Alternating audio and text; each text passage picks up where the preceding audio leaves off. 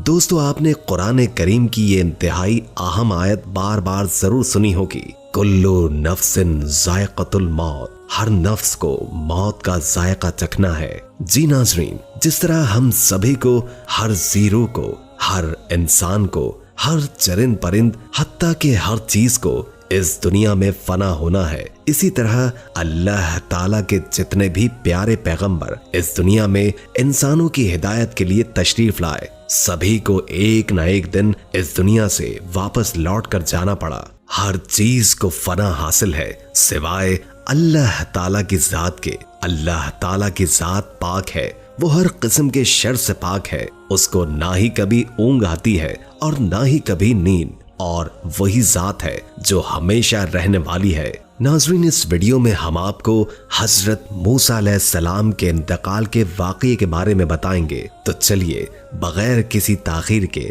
अपनी वीडियो की जानिब बढ़ते हैं।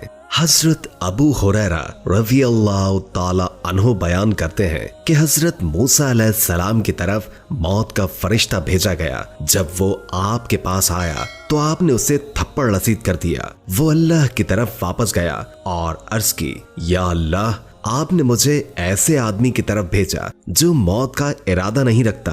अल्लाह ताला ने फरमाया कि उसकी तरफ वापस जाओ और उससे कहो, अपना हाथ बैल की पुश्त पर रखो, आपके हाथ के नीचे जितने बाल आ जाए तो हर बाल के बदले तेरे लिए उम्र में 1 साल का इजाफा होगा। आपने अर्ज किया, या अल्लाह, फिर क्या होगा? अल्लाह ने फरमाया कि फिर मौत। मूसा अलैहिस्सलाम ने अर्ज की कि फिर अभी ही आ जाए। ये रिवायत इन अल्फाज के साथ मौकूफ है और इमाम अहमद इस रिवायत के साथ मुतफर्रिद है। अपनी सही में इब्ने हब्बान ने ये रिवायत जिक्र करके एक अशकाल का जवाब दिया है।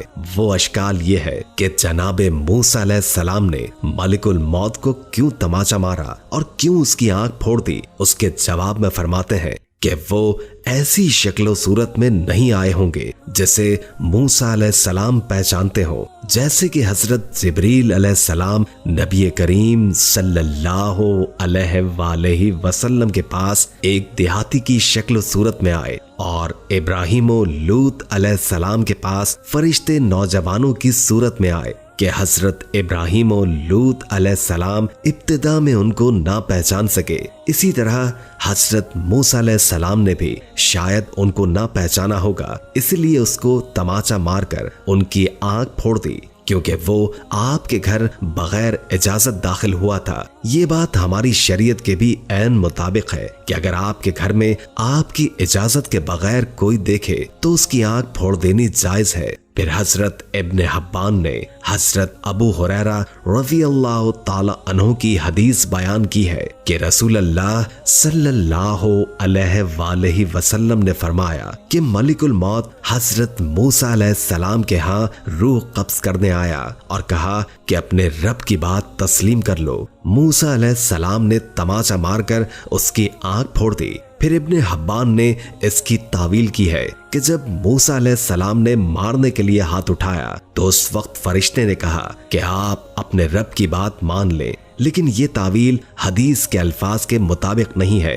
और इस तावील को कबूल नहीं करते, क्योंकि हदीस में अपने रब की बात मान ले के अल्फाज पहले हैं और थप्पड़ मारने का लफ्ज बाद में। पहले मफहूम को देखा जाए तो मफहूम समझ में आता है, क्योंकि उस वक्त मूसा अलैहिस्सलाम को पता नहीं चला कि ये मलिकुल मौत है। इनको अभी से निकलने और अर्ज़े मुक़द्दसा में दाखिल होने और दीगर वाक़यात जिंदगी में पेश आने की तवक्को थी। ये फैसला हो चुका था कि आप अपने भाई हारून यक बाद मैदान तैया में ही फौत होंगे। और कुछ लोगों का कहना है कि हजरत मूसा अलैहिस्सलाम ही बनी इस्राइल को मैदान तैया से लेकर गए और अर्ज़े मुक़द्दसा में दाखिल हुए, लेकिन ये नजरिया जमहूर मुसलमानों और अहले किताब के खिलाफ है। इसकी दलील ये भी है कि मौत के वक्त मूसा अलैहिस्सलाम ने दुआ की कि ऐ परवरदिगार, मुझे पत्थर फेंकने के फासले के बकदर अर्ज़े मुक़द्दसा के करीब कर दे।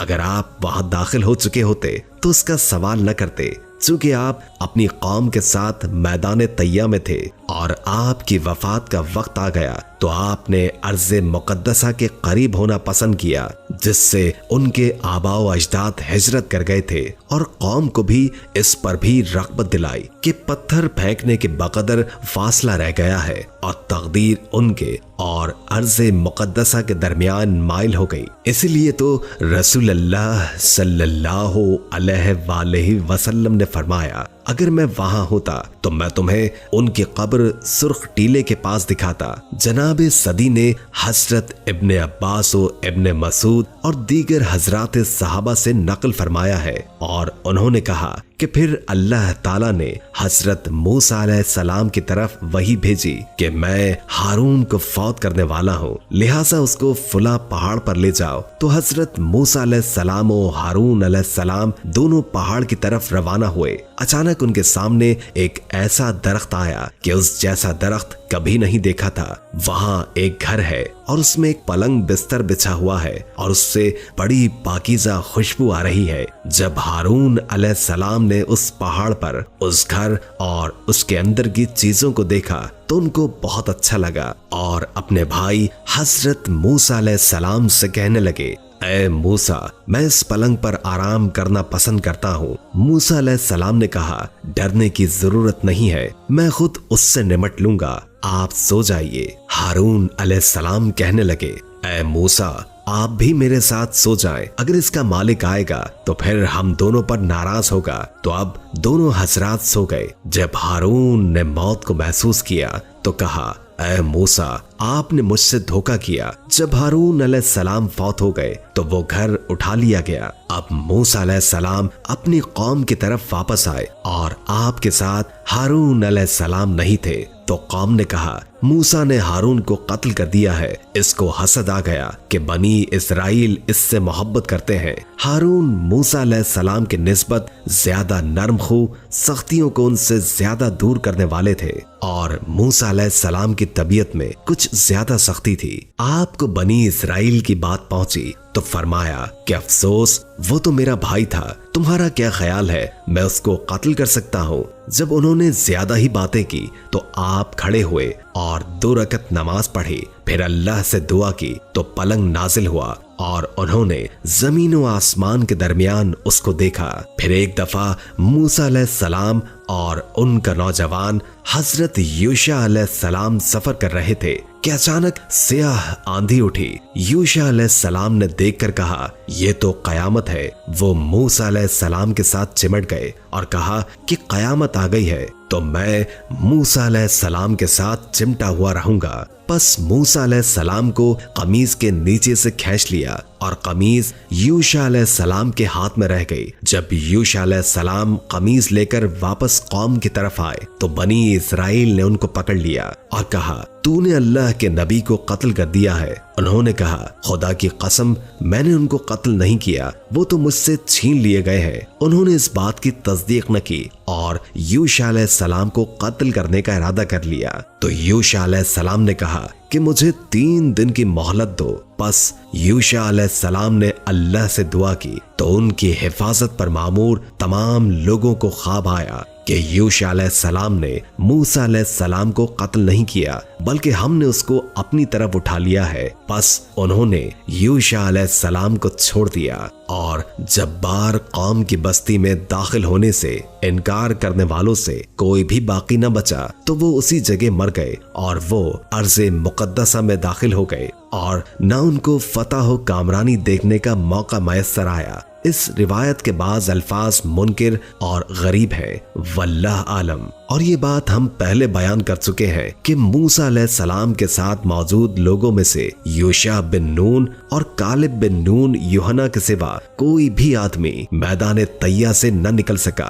ये कालिब व मूसा व हारून अलैहिस्सलाम की बहन मरियम के खाविन थे और यही वो 2 शख्स हैं जिन्होंने बनी इस्राइल को अर्ज़े मुक़द्दसा में दाखिल होने का मशवरा दिया था। उनका तस्करा पहले हो चुका है। हजरत वहाब बिन मंबा ने जिक्र किया है कि हजरत मूसा अलैहिस्सलाम फरिश्तों की एक जमात के पास से गुजरे जो एक कब्र खोद रहे थे। आपने इससे ज्यादा खूबसूरत और दिलकश कब्र इससे पहले कभी नहीं देखी थी। आपने फरिश्तों से सवाल फरमाया कि ए फरिश्तों, ये कब्र किसके लिए खोद रहे हो? तो उन्होंने फरमाया कि अल्लाह के एक नेक बंदे के लिए खोद रहे हैं। अगर तुम वही बंदा होना पसंद करते हो तो उसमें दाखिल हो जाओ, वहां लेट जाओ और अपने रब की तरफ मुतवज्जो हो जाओ और आहिस्ता आहिस्ता सांस लेना शुरू कर दो। आपने ऐसा ही किया तो आप फौत हो गए। तो फरिश्तों ने नमाज़े जनाजा पढ़ी और आपको दफन कर दिया।